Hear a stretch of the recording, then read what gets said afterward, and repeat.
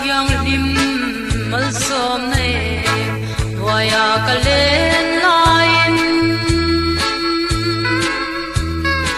tem tu chuan ko te na thu ron thena aruk te in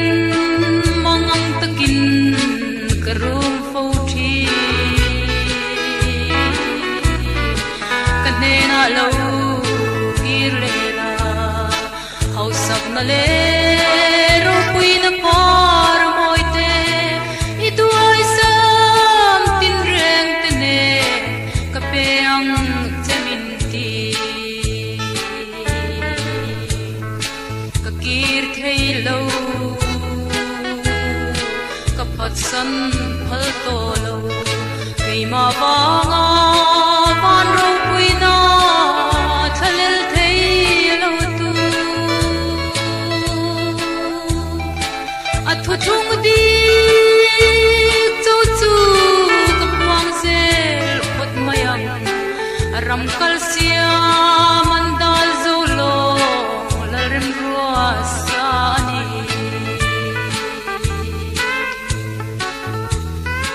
thu nei na nei ya choi moi na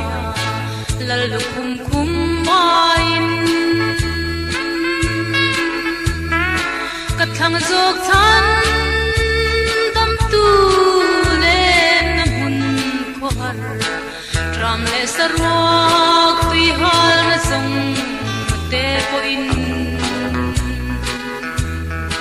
min chen thei ngai to lawang kadam na le nun na tui khur om na kapan se lang mun khoar atmosphere ka poni se ka kir khei lo ka pasan phal to lo kei ma wanga van ro pui na thalel khei lo tu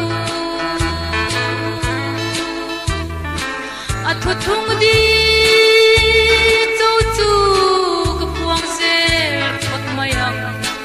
ram kal sia mandal zolo rim rua sani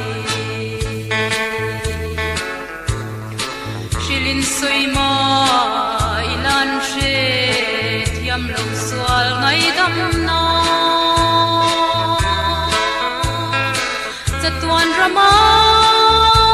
lu tu rin silfaina nazareti pathian pham kimni nante harmon dai fi kum khata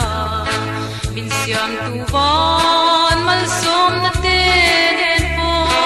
kan ro pui na thu ping in thu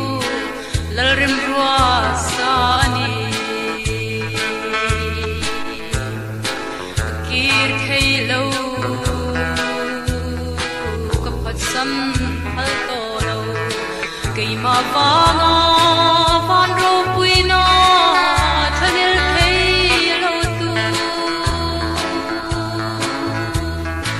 athu thung di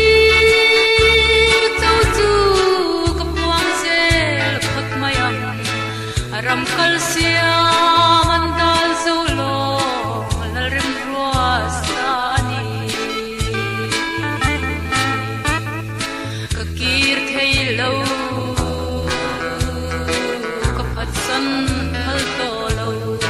kei ma wanga van ro pui na thalel thei lo tu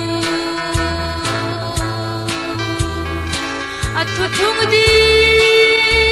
châu chu ka puang sel phat mayam ram kal sia